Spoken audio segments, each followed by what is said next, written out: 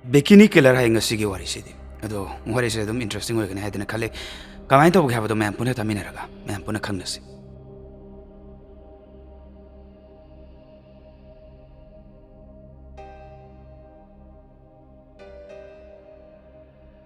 Karigumba adongi mamangda yamna attractive oiba miyoy ama laena khalase. Aduga wari saba hawraktuna magi afaba personality do nangonda reflect over hore. Adumna su miyoy aduda attract tawre khalase. Asigumba mi ama thengnaruroba matungda adongi mind kari hana lakani. Maram amadi leramgani adomna miyoy aduda attract tawre badugi maram. Adubu mahaktu criminal ne habading ngamgadra ngamoy nadra. Asumna aikhoy gi marakta su layrini. Mahakna magi attractive personality dugi matingna 12 tagi 25 phawbagi mi hat khreb. Makoy da drugs pisanduna makoy bu sijenaraga mai thadok balai.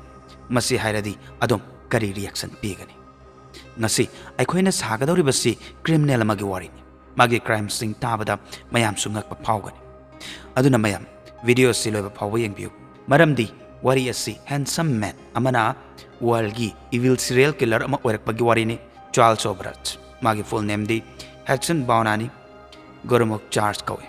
Mahak angang oiringaidagi yamna smart oire.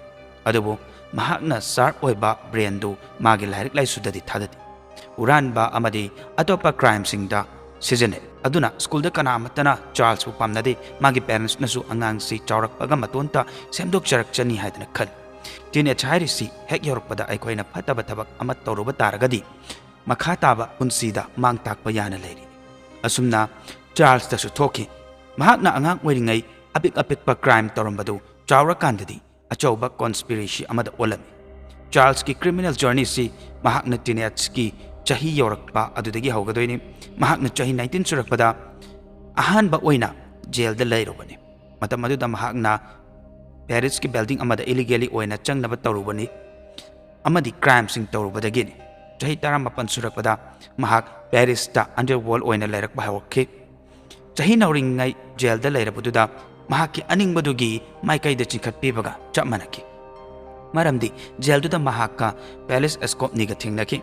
Mahak si prison volunteer ni. Aina video horakpada haizakiba Charles si mine hekta thazagan bangambagi personality ama yawi haikibadu. Charles na zungumba author kayagi history, psychology, laws, philosophy kaya ama paba hoke. Adusu magi technique mayamdu khangnaba haidunani. Technique tugi maram na Charles na Felix bu magi langda thuhalame. Loinana Felix ki close friend amasu oiraki.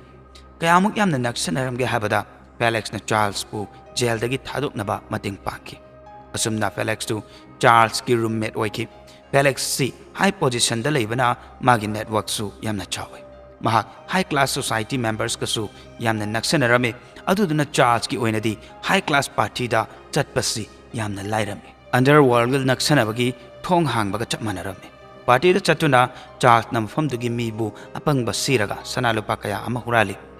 Makoy gi paisa hurali. Asigumba party amadasu Parisin gi nupi amaga thingnaki. Nupi duga mahaka luhonglami maramdi mahakna nupi dubu mahaki nuksibada pusanki. Nupi sinadi mahak Sathiba criminal amaga luhong haba khangjaramde. Nungdang dumaktada Swap Rasbu arrest toki. Mahaki friend Alex ki car hura naba honarame habagi damakta.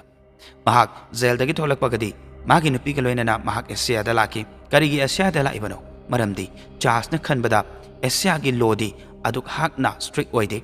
Mafam sigi officer dadi paisa khar pizaraga tumina dum lay hain kiba yani haidana khal.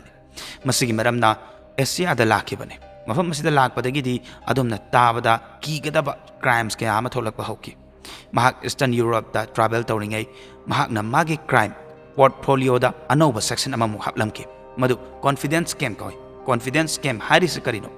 Masida yaurisi Charles si traveler role lauraga magi victims pu thigani magi maruk oiba mafam singti Chris ki samudra mapanda natragana Afghanistan gi hippie trail tini. Mafam singsida chalaga mahak victim singduga wari sanagani mahakna miyoy singdu hana yengani miyoy du kari topic ta wari sai haba hana khangani aduga topic tu khangaga Charlesu makhoi gi manakta changchanduna topic aduda wari saba hojengani maramdi miyoy aduna mangonda thajaba horaknaba haiduna amutang thajaba pangkibaga mahakna lut tawba hogadoini lut sesu achamba lut nate paisa khaktagi lut nate main oiriba thabakti identity theft हाइबदुनि serial killer अतैगुम Charles सी असिबा हक्चांग हाइबदि इज हैनदे हाइब तारे अदु मागी एडवेंचर दुदि यामना पामनमि चार्ल्स तु नमित निनि हुमनि एडवांटिन तौरब मतुंगदा नाकन अमदना ट्रैवलर दुदि मागी ज्वेल्स पैसा मागी मरुब पोचै पासपोर्ट मांग हेन खंगलकपगा असोमदना चार्ल्स ति अतोप कंट्री द चतुना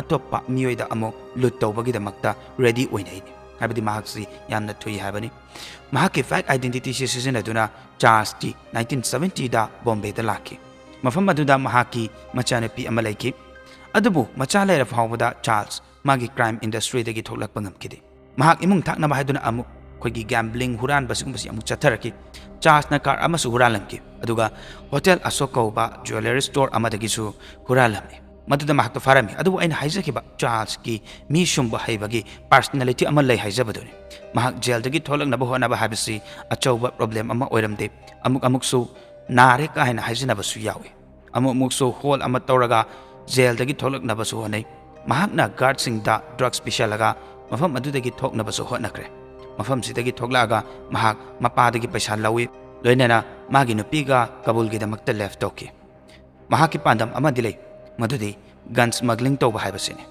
थबकसि तौदसु महाक मागी फुल एनर्जी थादरमी अदुगा अमुक हन्ना महाकु फाकी अंजन अंजन हाइरबदन चार्ल्स ता यामना चार्मिंग ओइबा पर्सनालिटी अमा यावरी अदुदुना महाकु जेल दगी थोकला हनबदा मतेंग पाकी चार्ल्स की ओइनदी मसी याम एडवेंचरस ओइरंबा याय अदुबु अचंबा मियोय अमगिदी मसी टॉक्सिक लाइफ अमा ओइरक्लमे लोइनना नॉर्मल मियोय अमगिदी कोइना कशु चलोय अदुना चार्ल्स की नुपीना चार्ल्स पु थादोकनमनबा डिसीजन लौरमि अदुदुना महाक अमुक हन्ना फ्रांस चटकी मरमदी सोब्रासना अदुकी मतिक यामना फेक आइडेंटिटी सिजनरमि अदुना जेल खुदिंगी मागे तोंगान तोंगान बा आइडेंटिटी लेरमि लोइनना महाक व हेक्टा फंगबा हाइबसि ओइथोकअमदे वर्ल्ड मोस्ट वांटेड ओइगदबा खोंकाप अमनि खक्तंग ngairami mahagi nupi chatkraba matungda charles anoba partner amamuk phangki mahaki mamingna Andrew kawi mahak tu charles ki hek brother ni brother ani sipunduna Istanbul da crimes kaya ama torami aduduna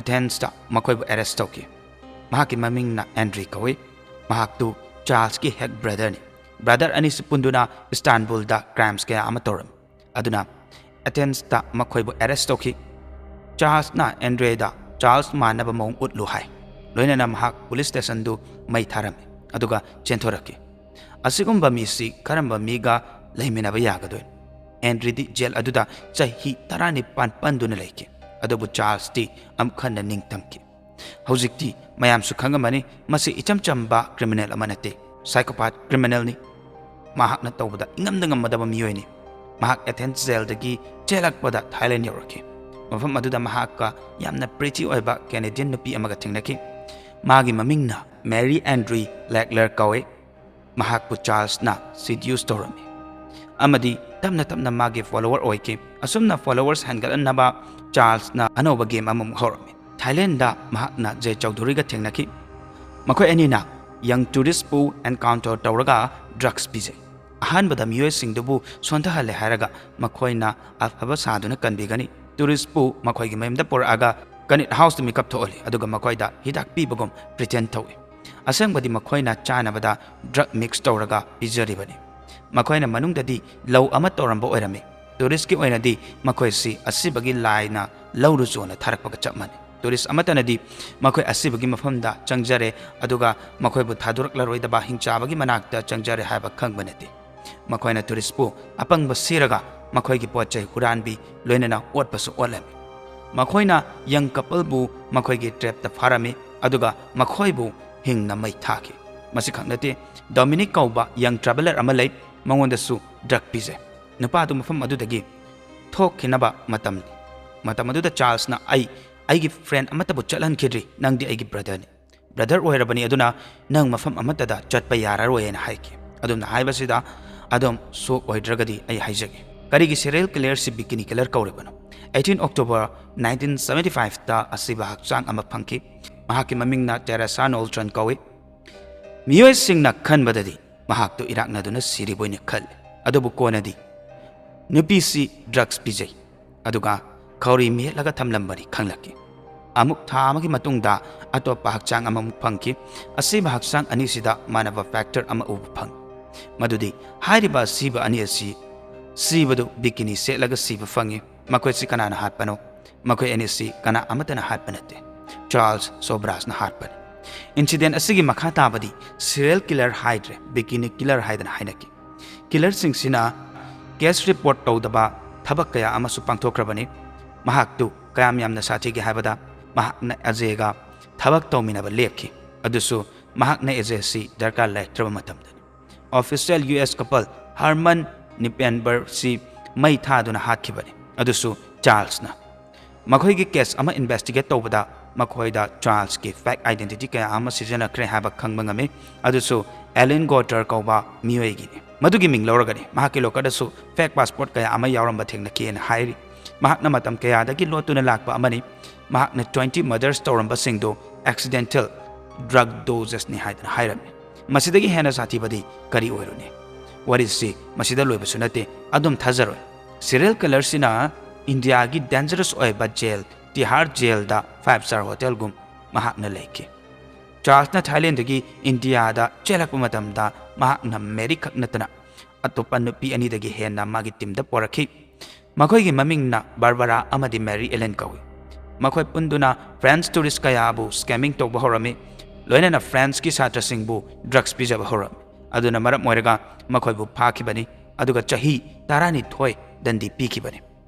Criminal sing si Delhi gi Tihar jail da thamlami mafam asida su magi charm technique tu sizina ge tawi mahak jail da interview loba kaya amalaki adugi damakta mahak paisa mayam amaso fangi mahak tu jailer amadi guard sing thagi mane hena respect fangi magi birthday numitta mahak na mayam da sweet chelami madudana sleeping pills loan haplam mahak jail du dagi chen na bhotnaramani adubu amukasu mahak phaki amukhana magi charaksu hengalhanki adubu criminal amana masada khudong thibada kamaina tahanjagadoin mahak na karigi adumna tawribano maramdi hojik phawba Thailand gi police na mahak pu thiribani mahak mafam masidagi thokiba taragadi mahak pu Thailand da phakragani adugini mahak na tawribadu master plan amani mafam adudagi thadoaga 1997 da mahak amukahan na France da amuk chatki mafam aduda chattuna mahak celebrity amagi punsi amagom na hingba hoki maramdi Sapern komba movie kaya books kaya ama mangonda base tawduna wari linarami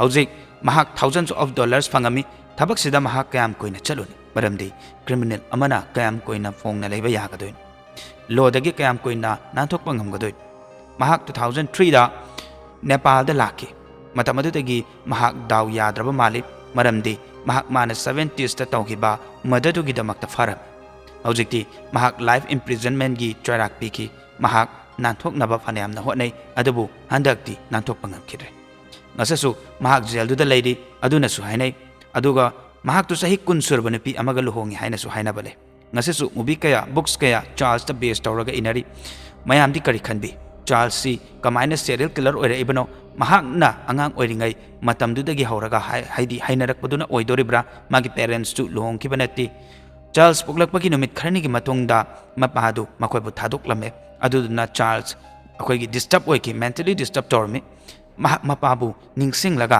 law law tuna le sorok ta chatuna adumak lei ha batare masigi maramna magi mawong si oirin haina su hainingi sathiba serial killer sigi interview kya amal lokhi miyoi feelings yaudi habi yai reports the 20 murders muktangi ni adabu aseng badadi mahak na murder kaya ama masing thingamdana tawkrabani mayam magi wari sida kari khanbi kameta sungsa sudan habiram masini ngasigi wari haba taragadi matung dabada su nungai nungai ba wari puduna lakke habse thamjaba ko loine ngasigi damakta dikainarsi mathangi wari da mayam pune thengnarsi ya fare